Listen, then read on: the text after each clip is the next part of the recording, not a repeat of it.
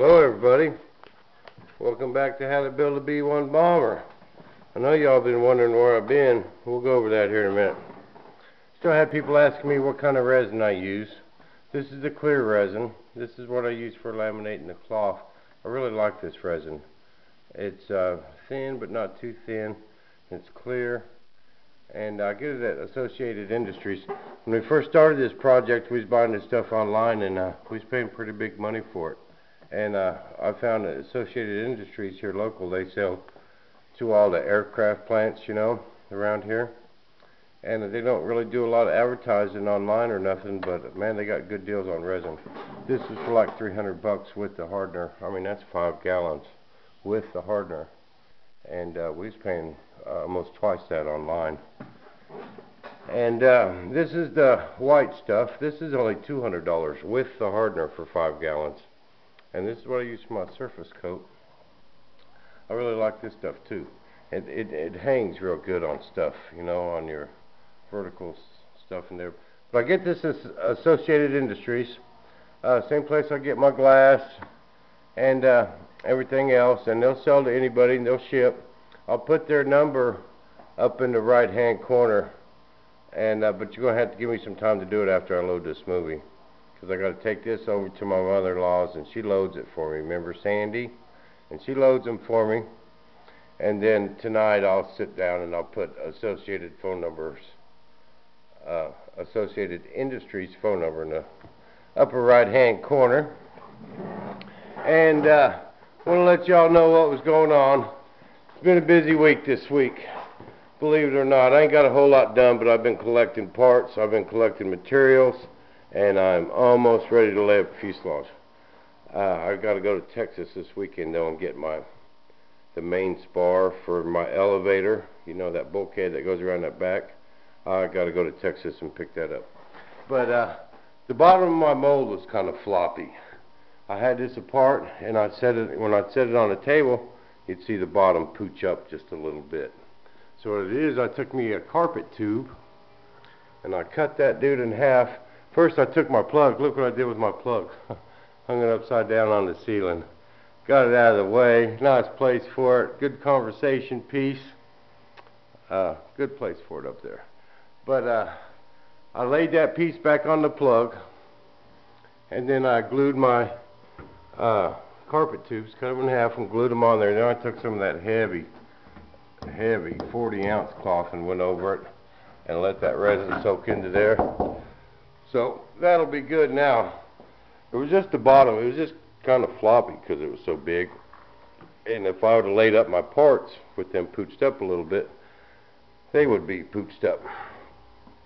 But also on the bottom, when I lay up my part, I'm going to put a layer of fiberglass, then a layer of balsa wood, then another layer of fiberglass, and I'm going to vacuum bag it all down. And so the bottom of my fuselage won't be floppy. But I ordered that balsa wood. That came in. And I got my resin. I got my main spar.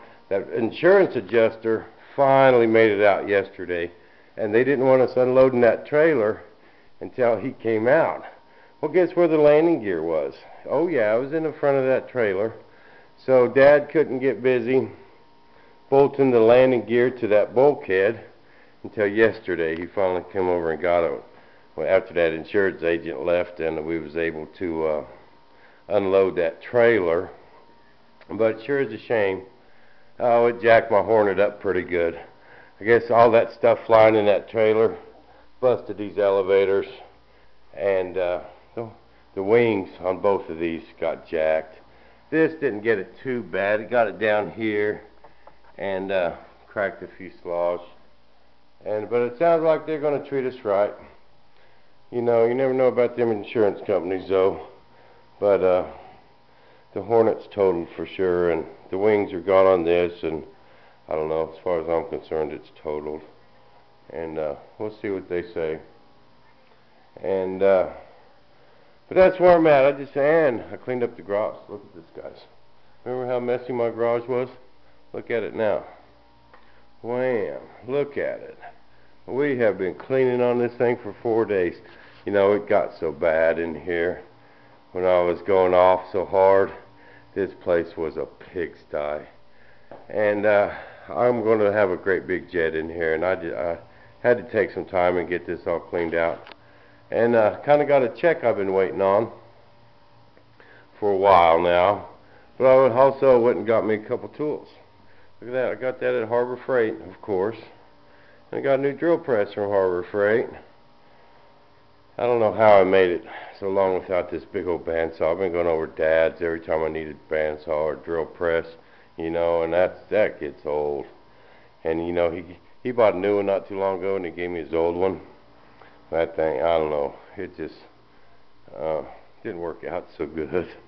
But that's where I'm at. I wanted to give everyone a heads up. And remember them shelves that was over there? See, I cleaned all that off so I could keep all my plug stuff against that wall. Then I took and cut them shelves down and loaded them up over here, and trying to make some room for that big old jet I'm fixing to have in the middle of the floor. But also I wanted to give everyone a heads up. I ain't going to have the bomber ready for no October fly-in in Breckenridge. What I am going to do is I am going to have a fuselage laid up. And it's going to be sitting on wheels with the nacelles on it. And that's reality. But I don't want people taking vacation time just to come out and see this fly. The jet meet is on the weekend of the 22nd through the 25th. We're still going to have a good old time down there. And I'm going to get something flying. I don't know what yet. But I will. I'm going to take the bomber down there, you know, so everyone can look at it. And then when we get closer, we'll take it back down to Breckenridge. And that's where we're going to fly it for sure. But I don't want people taking vacation time now and then at the last minute, oh, we ain't going to make it. This is reality. There ain't no way it's going to be flying in a month. But I am going to have a fuselage laid up. Today's Wednesday. I'm going to go to Texas probably Friday and spend the night there with Butch and get the parts I need, come back home, and that way I can watch football Sunday. Oh yeah, got to watch my football. And then next week we're going to lay one of them up, folks. That's the plan. I'm going to lay that fuselage up next weekend, and we're going to be trucking right along. But I am going to have one sitting here on wheels, and then, you know, it's all downhill from there. You know, I got everything I need to finish it.